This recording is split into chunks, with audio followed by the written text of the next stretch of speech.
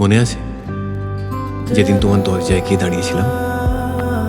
ভেবেছিলে তুমি ছেলেটা খালি ঝড় বয়ে আনে। আমি তখন ভীষণ জ্বরে। আমি কিন্তু বুঝেছিলাম তোমার আলোয় আমার জ্বর সেরে যাবে।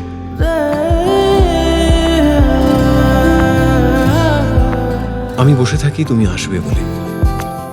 আমি জানতাম রাতের অন্ধকার শাপগ্রস্ত।